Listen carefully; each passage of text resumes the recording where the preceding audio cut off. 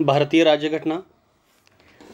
राज्यघटनेमध्ये आपण पाठिंबाच्या तासाला नागरिकत्व सिटिजनशिप इन इंडिया हे प्रकरण जे ते प्रकरण आपण सुरू केलेलं आहे आणि त्या प्रकरणामध्ये बघत असताना प्राथमिक स्वरूपाची माहिती जी ती माहिती आपण या अगोदर पाहिलेली आहे की ज्यामध्ये नागरिकत्व म्हणजे काय, परकीय आणि जे नागरिक जे आहेत त्यामध्ये असणारा जो काय फरक आहे, त्यामध्ये परकीयामध्ये शत्रू परकीय असतील, मित्र परकीय असतील, त्यांची जी माहिती आहे ती माहिती आपण घेतलेली आहे आणि केवळ नागरिकांना प्राप्त असणारे जे विशेष अधिकार आहेत, कोणकोणती कलमं जी भारतीय नागरिकांना फक्त प्राप्त आहेत किंवा कोणकोणते हक्क विशेषाधिकार प्राप्त आहेत ते देखील आपण पाहिलेलं आहे। त्यामध्ये कलम क्रमांक 15, कलम क्रमांक 16, त्याचबरोबर 19, 29 आणि 30 हा जो काय भाग आहे तो भाग आपण या अगोदरचा जो तास आहे त्या तासाला पाहिलेला आहे। तरीही थोडक्यात आपण माहिती पाहू। तर नागरिकत्व म्हणजे काय, तर नागरिकत्व म्हणजे काय असेल तर राजसंस्थेचा सदस्य असेल आणि राजसंस्थेत सदस्यत्व म्हणजे नागरिकत्व होय आणि ह्या नागरिकांना विविध नागरी व राजकीय हक्क प्राप्त होतात आणि भारतीय घटनेने भारतीय जे काही नागरिक आहेत तर भारतीय नागरिकांना मूलभूत हक्क दिलेले आहे जे कलम क्रमांक 12 ते 35 मध्ये दिलेत। त्याचबरोबर हक्काबरोबर काही कर्तव्यही दिलेले आहेत जे नंतर समाविष्ट करण्यात आलेत, ज्यामध्ये 51 असा जो काय भाग आहे त्यामध्ये जी कर्तव्य आहे त्या कर्तव्यांचा समावेश जो आहे तो त्यामध्ये केलेला आहे। आता ही नागरिकत्वाच्या बाबत आपल्याला घटनात्मक ज्या काही तरतुदी आहेत ह्या तरतुदी आपल्याला पाहायच्या आहेत आणि ह्या घटनात्मक तरतुदीमध्ये घटनेचं जे भाग 2 आहे, घटनेचा भाग 2, तर त्या भाग 2 मध्ये कलम क्रमांक 5 ते कलम क्रमांक 11 मध्ये ह्या ज्या काही तरतुदी आहेत त्या तरतुदी दिलेल्या आहेत आणि ह्या तरतुदी सांगत असताना त्यामध्ये केवळ काय सांगितलेलं आहे तर सांगत असताना घटनेच्या प्रारंभी म्हणजे 26 जानेवारी 1950 रोजी कोणते व्यक्ती भारतीय नागरिक असतील याबाबत तरतुदी दिलेल्या आहेत। म्हणजे तरतुदी सांगत असताना भाग 2 कलम क्रमांक 5 ते कलम क्रमांक 11 यामध्ये ह्या ज्या तरतुदी आहेत त्या तरतुदी दिलेत आणि यामध्ये देखील सांगत असताना काय सांगितलेलं आहे तर घटनेच्या प्रारंभीचे जे काही नागरिकत्व आहे, आता घटनेचा स्वीकार जो आहे हा स्वीकार कधी केलेला होता तर 26 जानेवारी 1950, म्हणजे 26 जानेवारी 1950 रोजी कोणते व्यक्ती भारताचे नागरिक असतील याबाबतच्या ज्या काही तरतुदी आहेत ह्या तरतुदी त्यामध्ये दिलेल्या आहेत। आणि दुसरा भाग आपण बघत असताना घटनेच्या प्रारंभानंतर नागरिकत्वाचे संपादन असेल किंवा समाप्ती असेल याबाबत कुठलीही स्थायी स्वरूपाची तरतूद जे ही घटनेमध्ये दिलेली नव्हती, मग त्यासाठी काय केलं होतं की तो अधिकार जो आहे हा संसदेला देण्यात आलेला होता कलम क्रमांक 11 नुसार। पुढे आपल्याला आता पाहायचंच आहे त्या कलम क्रमांक 11 नुसार हे संसदेला अधिकार प्राप्त करून दिले होते आणि त्यानुसार जो एक कायदा जो आहे तो कायदा पास करण्यात आला, जो नागरिकत्व कायदा जो आहे, नागरिकत्व कायदा 1955 जो आहे तो त्या ठिकाणी संमत केला आणि त्या कायद्यान्वये हा जो काय बदल आहे तो बदल केला होता। आणि आजपर्यंत आपण जर बघितलं तर या कायद्यामध्ये एकूण किती वेळा बदल केला आहे तर हा जो काय बदल आहे हा बदल केलेला आहे 8 वेळा बदल जो आहे तो बदल केला आहे। म्हणजे 1957, 60, 85, 86, 1992, 2003, 2005 आणि 2015 या स्वरूपामध्ये एकूण 8 वेळा हा जो काय बदल आहे हा बदल केलेला आहे। आता आपल्याला या तासाला काय अभ्यास करायचा आहे तर या तासाला आपल्याला अभ्यास करत असताना ज्या घटनात्मक तरतुदी आहेत त्या प्रत्यक्षात घटनात्मक तरतुदीचा अभ्यास करायचा आहे। म्हणजे कलम क्रमांक 5, 6, 7, 8, 9, 10, 11 ह्या एकूण ही जी काही कलमं आहेत तर या कलमांचा अभ्यास जो आहे तो अभ्यास करणार आहोत। ठीक आहे, तर सुरू करूया आपण। घटनेच्या प्रारंभीचे नागरिकत्व। आता जी काही कलमं तुम्हाला सांगितलेली आहे ते कलमं सांगत असताना कलम क्रमांक 5 ते कलम क्रमांक 11 ही जी काही कलमं आहेत या कलमांचा अभ्यास करताना ह्याचं डिवायडेशन जे आहे हे 2 पार्टमध्ये हे डिवायडेशन केलेलं आहे। त्यामध्ये सुरुवातीला काय सांगितलेलं आहे तर घटनेच्या प्रारंभीचे नागरिकत्व असं त्यामध्ये दिलेलं आहे आणि घटनेच्या प्रारंभीच्या नागरिकत्वामध्ये एकूण जी काही कलमं आहेत ही कलमं सांगताना 4 कलमं सांगितलेत।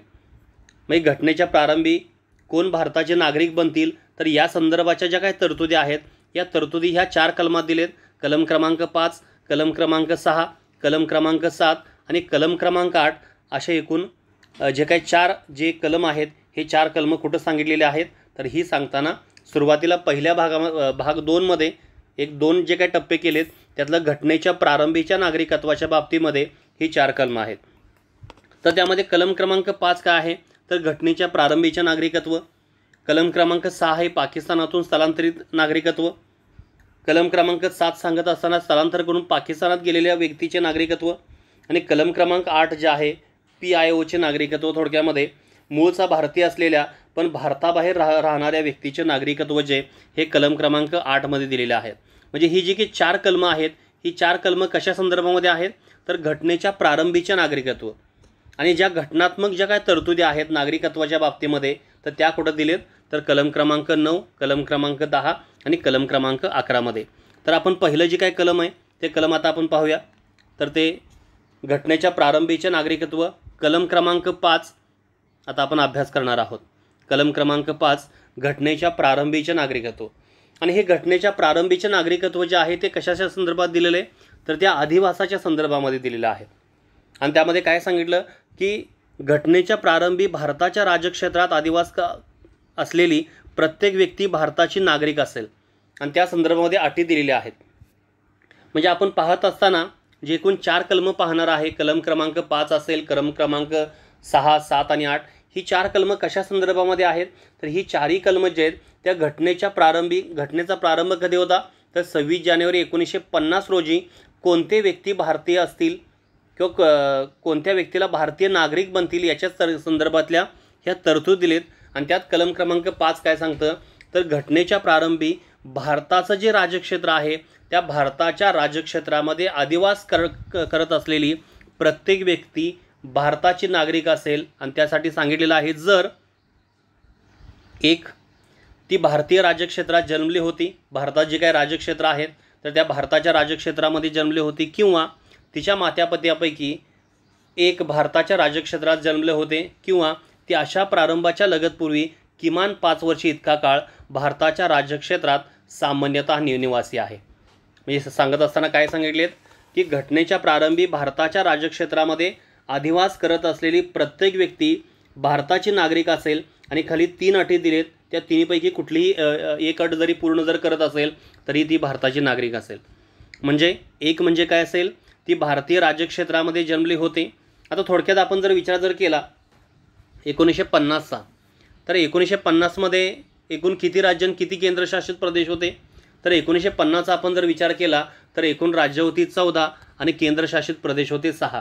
म्हणजे हे भारताचं जे काही राज्यक्षेत्र आहे ह्या भारताच्या राज्यक्षेत्रामध्ये अधिवास करत असलेली प्रत्येक व्यक्ती ही भारताची नागरिक असेल जर ती भारताच्या राज्यक्षेत्रामध्ये जन्मली असेल किंवा जन्मली होती, किंवा तिच्या मातापित्यापैकी एक भारतीय राज्यक्षेत्रात जन्मले होते, किंवा ती अशा प्रारंभीच्या लगतपूर्वी किमान 5 वर्ष इतका काळ भारताच्या राज्यक्षेत्रात सामान्यतः निवासी आहे.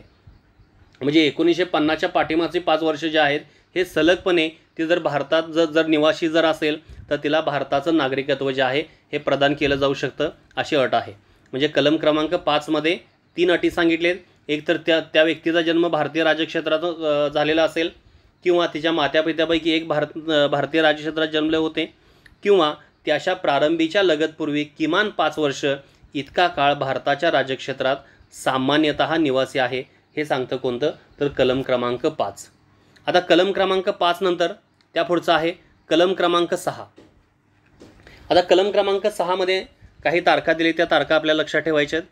आणि त्या कलम क्रमांक 6 काय सांगितलं की पाकिस्तानातून स्थलांतराचे नागरिकत्व.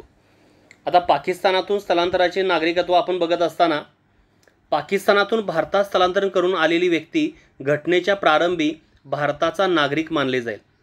म्हणजे अगोदर पाकिस्तानमध्ये राहत असणारी जी काही व्यक्ती आहे ही भारतात कायमस्वरूपीच्या वास्तव्यासाठी जर आली असेल घटनेच्या प्रारंभी म्हणजे 26 जानेवारी 1950ला, तर ती भारताची नागरिक मानली जाईल. पण त्यासाठी देखील काही अटी सांगितलीत. जर एक तिचा किंवा तिच्या मातापित्यापैकी किंवा तिच्या आजा आजीपैकी कोणाही एकाचा जन्म भारतात झाला असेल, म्हणजे त्यामध्ये काय सांगितलेलं आहे, पहिली अट काय आहे, तर पाकिस्तानातून भारतामध्ये स्थलांतरित करून आलेली व्यक्ती घटनेच्या प्रारंभी भारताचा नागरिक मानले जाईल. आणि त्यासाठी अटी सांगितली आहेत. एक तिचा किंवा तिच्या मातापित्यापैकी किंवा तिच्या आजा आजीपैकी कोणीही एकाचा भारतात जन्म झाला असेल, ही पहिली अट आहे. आणि दुसरं, अशा व्यक्तीने 19 जुलै 1948 पूर्वी स्थलांतर केले असेल व तेव्हापासून सामान्यतः निवासी असेल. अटी सांगत असताना दुसरी अट काय लक्षात घ्या, अशा व्यक्तीने 19 जुलै 1948 पूर्वी स्थलांतर केले असेल व तेव्हापासून भारतात सामान्यतः निवासी असेल, किंवा अशा व्यक्तीने 19 जुलै 1948 नंतर स्थलांतर केले असेल व घटनेच्या प्रारंभापूर्वी सक्षम अधिकाऱ्याकडे अर्ज करून नागरिक म्हणून नोंदणी करून घेतली असल्यास मात्र असा अर्ज करण्यापूर्वी तो भारतात सलग 6 महिने निवासी असावा. म्हणजे ह्या 2 अटी दिलेल्या आहेत. पहिली अट अशा आहे की पाकिस्तानातून भारतामध्ये स्थलांतर करून आलेली प्रत्येक व्यक्ती घटनेच्या प्रारंभी भारताचा नागरिक असेल असं मानलं जाईल. पण त्यामध्ये सांगताना पहिली अट काय सांगितलेली आहे की त्या व्यक्तीचा जन्म असेल किंवा तिच्या मात्यापित्यापैकी कोणाचा जन्म असेल किंवा तिच्या आजीपैकी कोणाही एका व्यक्तीचा जन्म भारतात झाला असेल ही पहिली अट पूर्ण करणं आवश्यक आहे. आणि दुसऱ्यामध्ये काय सांगितलं की अशा व्यक्तीने 19 जुलै 1948 पूर्वी स्थलांतर केले असेल. 19 जुलै 1948 पूर्वी स्थलांतर केले असेल व तेव्हापासून भारतात सामान्यतः निवासी असेल. आता 19 जुलै 1948 आपण जर पाहिलं आणि दुसरी अट सांगत असताना असं सांगितलं की अशा व्यक्तीने 19 जुलै 1948 तारीख लक्षात घ्या, 19 जुलै 1948 नंतर स्थलांतर केली असेल व घटनेच्या प्रारंभापूर्वी सक्षम अधिकाऱ्याने अर्ज करून नागरिक म्हणून नोंदणी करून घेतली असल्यास मात्र असा अर्ज करण्यापूर्वी तो भारतात सलग 6 महिने निवासी असावा. 2 अटी आहेत. हे कुणासाठी आहेत की जे पाकिस्तानमध्ये होते आणि पाकिस्तानातून भारतात स्थलांतर केलेली व्यक्ती जे हे घटनेच्या प्रारंभी भारताचा नागरिक असेल, जर त्या व्यक्तीचा जन्म असेल, त्या मात्या पित्यापैकी एकाचा जन्म असेल किंवा तिच्या आजी आजोबापैकी एकाचा जन्म जर भारतात झाला असेल ही पहिली अट पूर्ण करणं आवश्यक आहे. दुसऱ्या अटीमध्ये काय सांगितलेलं आहे की स्थलांतर करत असताना स्थलांतराची तारीख दिलेली आहे 19 जुलै 1948. आता आपण जर बघितलं भारतीय स्वातंत्र्याचा कायदा जो आहे तो कधी संमत झाला होता तर 18 जुलै 1947ला. आणि 18 जुलै 1947ला भारत व पाकिस्तान अशी 2 राष्ट्र निर्माण झाली होती. आणि त्यानंतर 1 वर्षाचा कालावधी जो आहे तो दिलेला आहे. म्हणजे पाकिस्तानामध्ये गेलेली जी काही व्यक्ती आहे, समजा 1 वर्ष पाकिस्तानामध्ये अधिवास केला असेल किंवा 5 महिने 6 महिने पाकिस्तानामध्ये अधिवास केला असेल आणि त्या व्यक्तीला परत भारतामध्ये येऊन भारताचं नागरिकत्व जर आवश्यक असेल तर त्यांच्यासाठीची असणारी ही तरतूद आहे. म्हणजे ह्यामध्ये सांगत असताना एक म्हणजे काय की आता सांगितलं आपण त्यापैकी त्या व्यक्तीचा जन्म असेल, मात्यापित्यापैकी एकाचा असेल किंवा किंवा आजीपैकी एकाचा जन्म जो आहे तो भारतात झाला होणं आवश्यक आहे. आणि दुसरा म्हणजे काय की अशा व्यक्तीनं कधी स्थलांतर केलं असेल तर 19 जुलै 1948 पूर्वी स्थलांतर केलं असेल व तेव्हापासून सामान्यतः भारताचा निवासी जर असेल तर. आणि त्यापुढे काय सांगितलेलं आहे 19 जुलै 1948 नंतर स्थलांतर केलं. आता पहिली अट आपण सांगताना काय म्हटलं की 19 जुलै 1948च्या पूर्वी स्थलांतर जर केलं असेल आणि तेव्हापासून जर ती भारताची निवासी जर असेल तर त्याला आपण नागरिकत्व देऊ शकतो आहे. पण अशा व्यक्तीने जर 19 जुलै 1948 नंतर स्थलांतर केलं, स्थलांतर कधी केलेलं आहे तर 19 जुलै 1948 नंतर स्थलांतर जर केलं असेल तर घटनेच्या प्रारंभापूर्वी सक्षम अधिकाऱ्याने अर्ज करून नागरिक म्हणून नोंदणी करून घेतली असल्यास आणि असा जो काय अर्ज आहे तो अर्ज करण्यापूर्वी किमान 6 महिने भारतात निवास असणं आवश्यक आहे.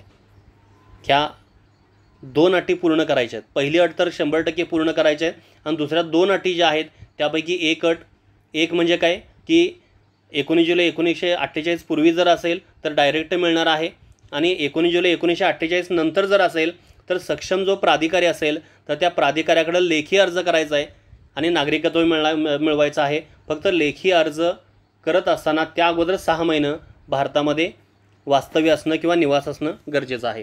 हे आहे कलम क्रमांक 6. त्यानंतर त्यापुढे आहे कलम क्रमांक 7. आता कलम क्रमांक 7 काय आहे, स्थलांतर करून पाकिस्तानात गेलेल्या व्यक्तीचे नागरिकत्व. आता आपण काय केलं की पाकिस्तानातून स्थलांतराचे आपण नागरिकत्व आपण पाहिलं. आता काय आहे की स्थलांतर करून पाकिस्तानात गेलेल्या व्यक्तीचे नागरिकत्व ह्यामध्ये तारखा ह्यामध्ये देखील दिलेल्या आहेत. 1 मार्च 1947 नंतर पाकिस्तानात स्थलांतर करून गेलेला व्यक्ती भारताचा नागरिक असणार नाही, ही स्पष्ट एक वाक्य दिलेलं आहे त्यामध्ये. म्हणजे 1 मार्च 1947 नंतर पाकिस्तानात स्थलांतर करून गेलेला व्यक्ती भारताचा नागरिक असणार नाही. मात्र अशी व्यक्ती कायदेशीर परवान्याखाली पुन्हा स्थायिक होण्यासाठी किंवा कायमचे परत येण्यासाठी भारतात परतली असेल तर तिला भारताचे नागरिक मानले जाईल. म्हणजे 1 मार्च 1947 नंतर जर भारतातून पाकिस्तानामध्ये एखाद्या व्यक्तीनं जर स्थलांतर जर जर केलं असेल तर त्याला भारताचा नागरिक मानता येणार नाही. पण अशी व्यक्ती कायदेशीर परवान्याखाली पुन्हा स्थायिक होण्यासाठी किंवा कायमचं परत येण्यासाठी जर भारतात जर परतली असेल तर तिला भारताचं नागरिकत्व मिळू शकतं. म्हणजे 1 मार्च 1947 नंतर जर भारतातून पाकिस्तानात जर गेली असेल तर ती भारताचा नागरिक असणार नाही. पण कायदेशीर परवान्याखाली किंवा कायमस्वरूपी कायमचे परत येण्यासाठी जर ती भारतात परतली जर असेल तर तिला भारताचं नागरिकत्व प्राप्त होईल. आणि अशा व्यक्ती 19 जुलै 1948 नंतर भारतात स्थलांतरित करून आल्या असल्याचे समजले जाईल. वरती जे आहे दुसरी अट आपण जर पाहिलं कलम क्रमांक 6 मध्ये तर ही दुसरी अट त्यामध्ये दिलेली आहे की असा व्यक्ती 19 जुलै 1948 नंतर भारतात स्थलांतर करून आला असे मानले जाईल. म्हणजेच ज्यावेळी 1 मार्च 1947 नंतर एखादी व्यक्ती पाकिस्तानात गेलेले आणि परत कायमस्वरूपी वास्तव्यासाठी भारतात जर परतली असेल तर तिला सक्षम प्राधिकाऱ्याकडे अर्ज करणं आवश्यक आहे. आणि अर्ज करत असताना काय आहे की 6 महिन्याची मुदत त्यामध्ये आवश्यक आहे. म्हणजे दुसरी अट जी आहे कलम क्रमांक 6 मध्ये जी 2 नंबर जी अट आहे ती अट ह्यामध्ये घातलेली आहे. म्हणजे कलम क्रमांक 5 मध्ये काय सांगितलं की घटनेच्या प्रारंभीचे नागरिकत्व आणि त्यामध्ये काय सांगितलं की घटनेच्या प्रारंभी भारताच्या राज्यक्षेत्रामध्ये अधिवास करत असलेली प्रत्येक व्यक्ती भारताचा नागरिक आहे. जर त्या व्यक्तीचा जन्म भारतात झाला असेल किंवा भारतीय राजक्षेत्रात झाला असेल किंवा मात्यापित्यापैकी एकाचा भारताच्या राजक्षेत्रात जन्म झाला असेल किंवा सलग 5 वर्ष जर भारतात वास्तव्य असेल, ते कलम क्रमांक 5 पाहिलं. कलम क्रमांक 6 मध्ये काय सांगितलं की पाकिस्तानातून भारतामध्ये स्थलांतराचे नागरिकत्व म्हणजे पाकिस्तानातून भारतात स्थलांतर करून आलेली प्रत्येक व्यक्ती घटनेच्या प्रारंभी भारताचा नागरिक असेल तर त्यासाठी काय सांगितलं की त्या व्यक्तीचा जन्म असेल, मात्यापित्यापैकी एकाचा जन्म असेल किंवा आजी आजोबापैकी एकाचा जन्म जर भारतीय राजक्षेत्रात जर झाला असेल, ही पहिली अट. आणि दुसरी अट देताना तारीख दिलेली आहे 19 जुलै 1948. जर 19 जुलै 1948 पूर्वी जर स्थलांतर करून जर भारतात जर आले असेल तर तिला डायरेक्ट नागरिकत्व मिळणार आहे. पण 19 जुलै 1948 नंतर जर आले असेल तर घटनेच्या प्रारंभापूर्वी सक्षम अधिकाऱ्याकडून अर्ज करून नागरिकत्व मिळवावं लागणार आहे. आणि हे कलम क्रमांक 7 मध्ये जी व्यक्ती 1 मार्च 1947ला भारतातून पाकिस्तानात स्थलांतर करून गेलेली आहे ती व्यक्ती भारताचा नागरिक मानलं जाणार नाही. पण कायदेशीर परवान्याखाली पुन्हा स्थायिक होण्यासाठी किंवा कायमचे परत जर यायचं असेल तर तिला भारताचं नागरिक मानलं जाऊ शकतं. आणि अशा व्यक्तीसाठी कलम क्रमांक 6 मध्ये देखील दुसरी अट लावलेली आहे. 19 जुलै 1948 नंतर भारतात स्थलांतर करून आला असल्याचे समजले जाईल. त्यानंतर आहे कलम क्रमांक 8. कलम क्रमांक 8 कोणासाठी आहेत तर PIO साठी आहे. PIOच्या बाबतीमध्ये हा सांगितलेला आहे मूळच्या भारतीय असलेल्या पण भारताबाहेर राहणाऱ्या व्यक्तीचे नागरिकत्व. म्हणजे मूळचे भारतीय आहेत पण त्यांचं आत्ता जी काही वास्तव्य आहे ते वास्तव्य कुठं आहे तर भारताबाहेर वास्तव्य आहे आणि त्यांना पुन्हा भारताचं नागरिकत्व आवश्यक म्हणजे घ्यायचं आहे. तर अशा वेळी कलम क्रमांक 8चा विचार केला जाणार आहे. जी व्यक्ती किंवा जिच्या मात्यापित्यापैकी किंवा आजीपैकी कोणीही एक भारतात जन्मले होते आणि जे भारताबाहेर कोणत्याही देशात सामान्यतः निवास करत आहे अशी कोणतीही व्यक्ती भारताचे नागरिक असल्याचे मानले जाईल. त्यामध्ये काय सांगितलेलं आहे आता PIO म्हणजे काय लक्षात घ्या महत्त्वाचं. म्हणजे मूळची भारतीय व्यक्ती आहे पण सध्या अधिवास किंवा वास्तव्य जे आहे हे भारताबाहेरील जे काही देश आहेत त्या देशामध्ये ते निवास करतात आणि त्यांना पुन्हा भारताचं नागरिकत्व मिळवायचं आहे. तर अशा वेळी कलम क्रमांक 8चा विचार केला जाणार आहे. जी व्यक्ती किंवा जिच्या मात्यापित्यापैकी किंवा आजीपैकी कोणीही एक भारतात जन्मले होते आणि जी भारताबाहेरील कोणत्याही देशात सामान्यतः निवास करत आहे अशी कोणतीही व्यक्ती भारताची नागरिक असल्याचे मानले जाईल. म्हणजे ज्या व्यक्तीचा जन्म भारतामध्ये झालेला आहे पण ती भारताबाहेर आता वास्तव्यास आहे किंवा त्या व्यक्तीच्या मातापित्यापैकी असेल किंवा आजीपैकी कोणीही एक व्यक्ती जे ही भारतात जन्मले होते आणि जी भारताबाहेरील कोणत्याही देशात सामान्यतः निवास करत आहे अशी कोणतीही व्यक्ती काय असणार आहे भारताची नागरिक मानले जायला सांगितलं आहे. तिने ती राहत असलेल्या देशातील भारताच्या राजदौतिक, डिप्लोमॅटिक किंवा वाणिज्यदौतिक कन्स्युलर प्रतिनिधीकडे घटनेच्या प्रारंभेपूर्वी किंवा नंतर नागरिकत्वासाठी केलेल्या अर्जावरून जर अशा प्रतिनिधीने तिची भारतीय नागरिक म्हणून नोंदणी केली असेल तर. दुसरं काय सांगितलेलं आहे पहिली गोष्ट म्हणजे काय की त्या व्यक्तीचा जन्म भारतीय राज्यक्षेत्रामध्ये किंवा त्याच्या मात्यापित्यापैकी एक किंवा आजीपैकी एकाच जन्म झाला असेल भारतीय राज्यक्षेत्रामध्ये, पण ती सध्या व्यक्ती कुठं आहे तर भारताबाहेरील कोणत्याही देशामध्ये वास्तव्य करते. मग आता ती ज्या देशामध्ये वास्तव्य करत असेल तिने ती राहत असलेल्या देशातील भारताच्या राजदौतिक डिप्लोमॅटिक जे प्रतिनिधी असतात त्या प्रतिनिधीकडे घटनेच्या प्रारंभेपूर्वी किंवा नंतर नागरिकत्वासाठी केलेल्या अर्जावरून जर अशा प्रतिनिधीने तिची भारताची नागरिक म्हणून नोंदणी केली असेल तर तिला भारताचं नागरिक मानू शकतोय.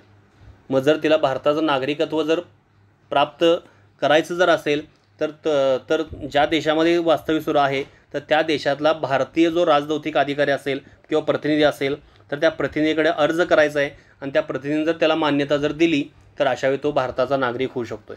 म्हणजे हे 4 कलम जे आहेत आपण आता पाहिलं. कलम क्रमांक 5 आपण पाहिलेला आहे. कलम क्रमांक 5 घटनेच्या प्रारंभीचे नागरिकत्व जे अधिवासाच्या आधारावर आहे.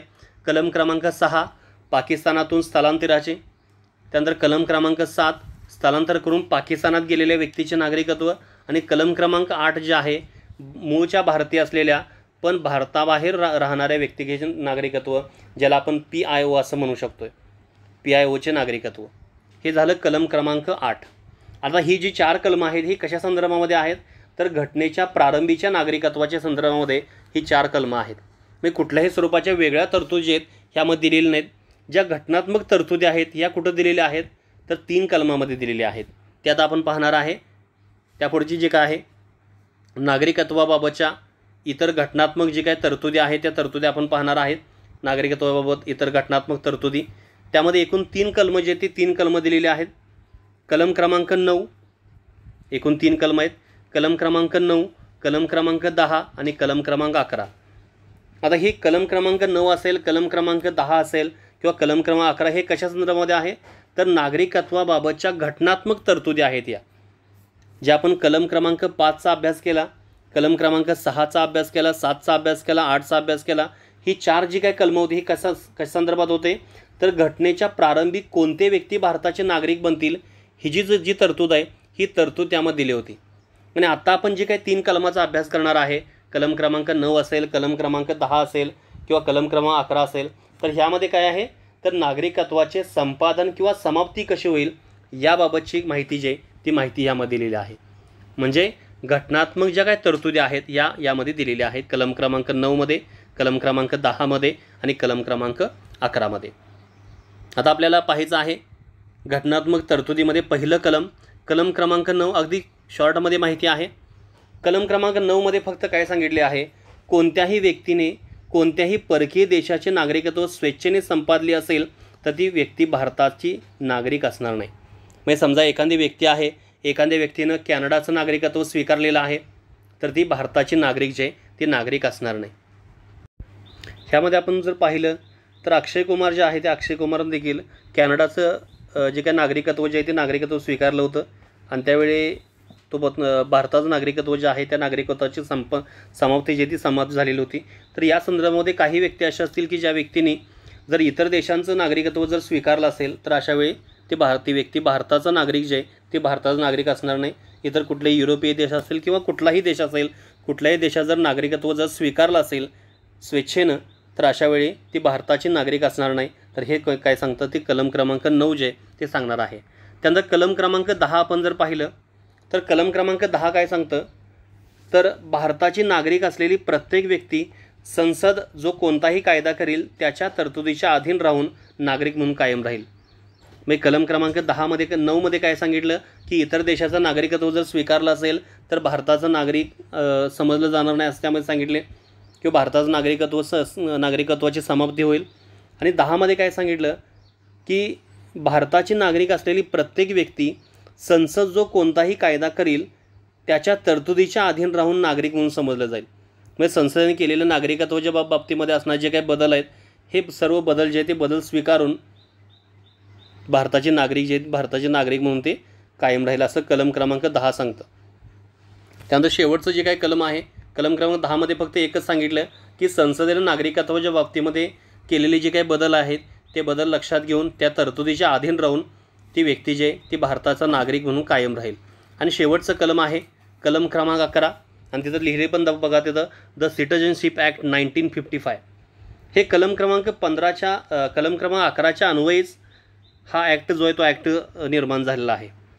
कारण आपण जर पाहिलं तर ज्या घटनेच्या भाग 2मध्ये कलम 5 ते 11च्या दरम्यान जे काही माहिती दिलेली आहे, तर त्यामध्ये नागरिकत्वाच्या बाबतीमध्ये समाप्ती असेल किंवा संपादन असेल याबाबतच्या कोणत्याही स्थायी तरतुदी जे आहेत ह्या त्यामध्ये दिलेल्या नाहीत.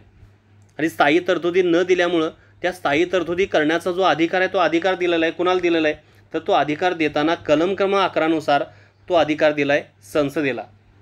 म्हणजे नागरिकत्वाच्या बाबतीमध्ये कायदे करण्याचा जो अधिकार आहे, नागरिकत्वाच्या बाबतीमध्ये बदल करण्याचा जो काही अधिकार असतील, त्यांच्या अटीमध्ये बदल करण्याचा अधिकार असेल, PIO जे आहे जे नागरिकत्व असेल त्या संदर्भामध्ये वेगवेगळ्या अटी त्यामध्ये घालणं असेल, काही अटी शिथिल करणं असतील, तर या सर्व ज्या काही बाबी आहेत या कुठून होतात? तर कलम क्रमांक 11द्वारे होतात. आणि त्यानुसार कलम क्रमांक 11 अंतर्गत प्राप्त अधिकाराच्या आधारे संसदेने नागरिकत्व कायदा 1955 संमत केला होता. म्हणजे संसदेला नागरिकत्वाचे संपादन व समाप्ती आणि नागरिकत्वाबाबत अन्य सर्व बाबी संबंधी कायद्याने तरतूद करण्याचा अधिकार असेल असं सांगितले. म्हणजे संसदेला ह्या सर्व ज्या काही गोष्टी आहेत, नागरिकत्व संपादन करणं असेल, नागरिकत्वाची समाप्ती करणं असतील किंवा नागरिकत्वाच्या बाबतीमध्ये अन्य कोणतीही जी काही तरतूद आहे, ह्या तरतूद करण्यासंदर्भामध्ये अधिकार जो आहे हा कुणाला दिलेला आहे?